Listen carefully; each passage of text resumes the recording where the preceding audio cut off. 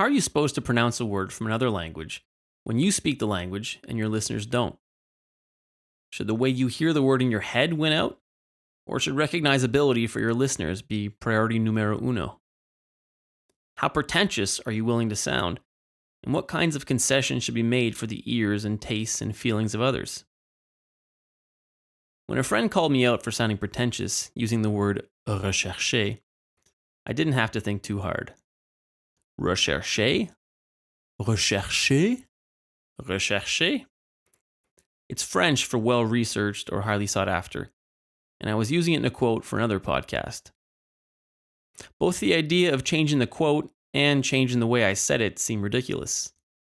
It was a word I knew how to pronounce, and besides, I was talking to an imaginary audience who didn't have to hear what I was saying if they didn't feel like it. So fuck the haters. It was going to be a recherché, and that was that. But what about spots when the audience isn't imaginary?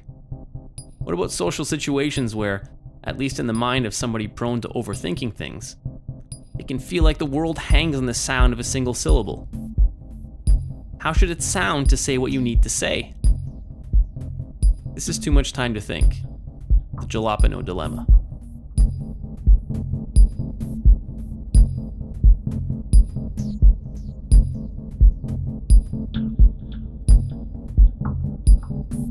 Most of the time, it's pretty good advice to just be yourself. And that means sounding like yourself. Not that it's always an easy or simple thing to do, but deliberately sounding unlike yourself and creating wild, diverse expectations about the person you happen to be does make the follow-up act a bit more complicated and risky. The shock of the real you returning, or having to dig deeper into a temporary character you created in the past, are both potentially high-stakes moments. Most of the time, just being you, the way you happen to be, should be enough. Needs to be enough. And if it isn't, too bad. But this wasn't most of the time. I wasn't on stage or under the gun. I was with a friend and friends of that friend. And so far, we're having a whole lot of fun. But what was unusual was the setting. Being yourself, making the effort not to make great efforts to be more or less than yourself. It pays off when there's a context of continuity. When there's a familiar place to be and a familiar relationship to be in, where you get to be you with minimal effort. The continuity is the key and the point to staying true to you. But when continuity isn't part of the picture, what happens? I had met Laura about 10 years ago in another life, when we were both doing volunteer work in Peru. Lots of things happened that summer. We became fast friends, and somehow, without any clear path laid out for us or any specific reason to keep seeing each other, we'd managed to meet up or bump into each other or plan the odd encounter every year or two since then. It's a rare and special pleasure to find people whose lives you can pop in and out of every now and then without feeling too much or too little of anything important, without it feeling forced or pointless. Laura is one of those people with whom it just worked. Every one of our chance or planned encounters have been easy, therapeutic, and fun. This time, Laura had heard I was in the area while she was on a road trip with some friends out west. So for this meetup, she'd be with a group, including her boyfriend. Usually she and I would just talk and drink for hours, and I expected we'd have to accommodate the group a whole lot, but as soon as I was introduced to her friends, she and I created a bit of a bubble within their group's bubble, and we just blabbered away about everything. They'd been road tripping together for a while, so maybe she was happy for a bit of a break. I wasn't trying too hard to be everybody's friend.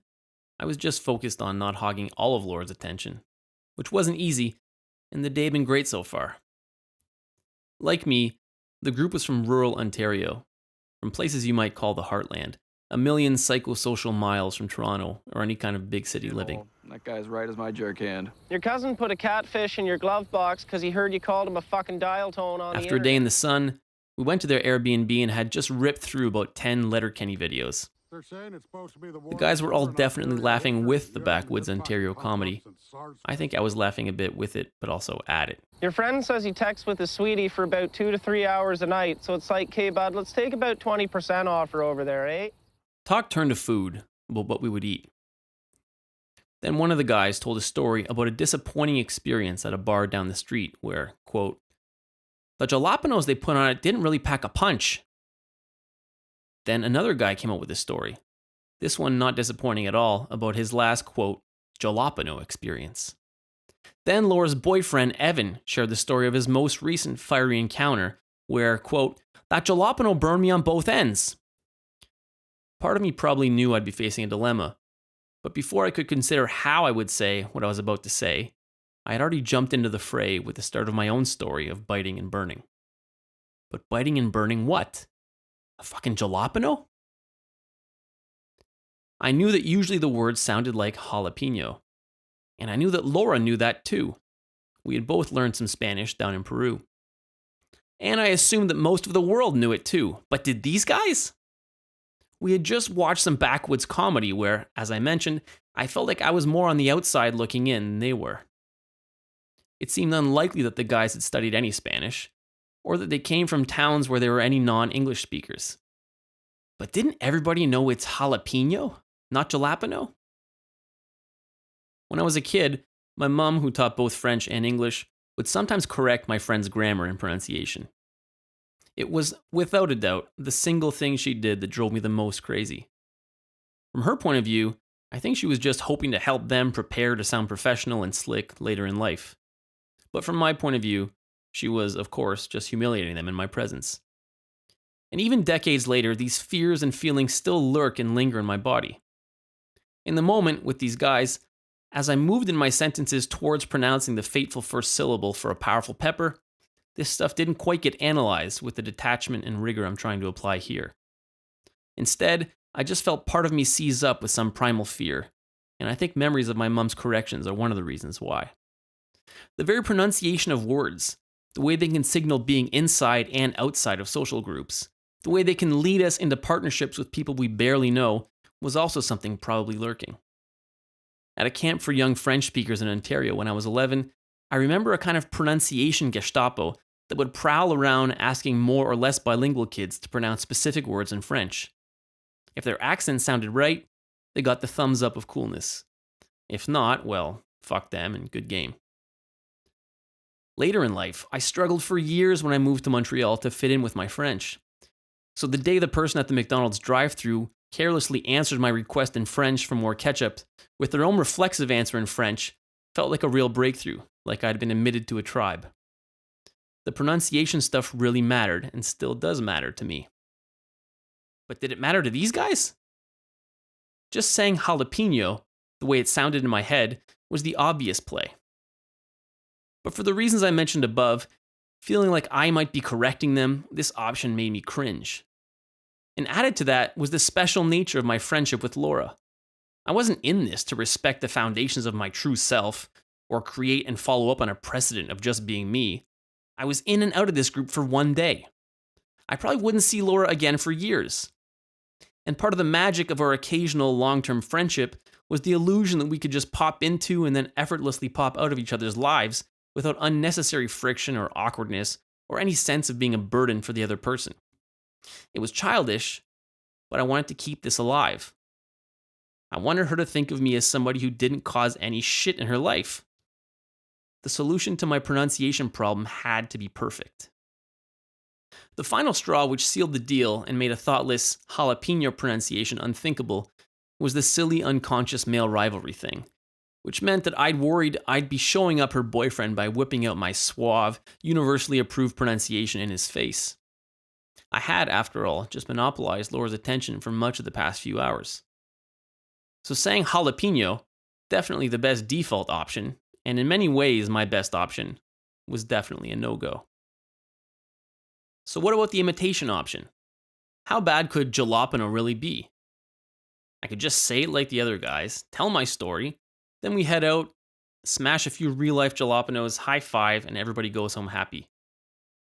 But there's an obvious problem to this imitation strategy, and that's that Laura speaks Spanish, and she would definitely know that I was trolling myself and overdoing it with the whole fitting in thing with her friends. It would involve me, in Laura's eyes, maybe talking down to her group of friends, including her boyfriend. Maybe this could serve as some sort of knowing moment of complicity between her and I. Maybe she would wink at me later on about it, but that seemed like a stretch. And there was a less obvious, potentially more deadly pitfall to the imitation strategy. What if I say jalapeno, Laura chuckles at my attempt to fit into the group, but that it turns out the group was trolling each other, deliberately mispronouncing it because that was just a thing they did. My radar wasn't telling me they were on the inside of some pronunciation joke, but I'd only known these guys for a few hours. And if they were, well, then jumping into their mispronunciation party without an invitation would be a complete disaster. Not only would I be compromising the version of myself, the jalapeno version, that naturally came into the world, I'd be telling all of them that I assumed they were unaware of the accepted sound of a word that they, in fact, might have been aware of. It would be the ultimate patronizing disaster. A point, in my opinion, of no social return in my anguished sense of the moment.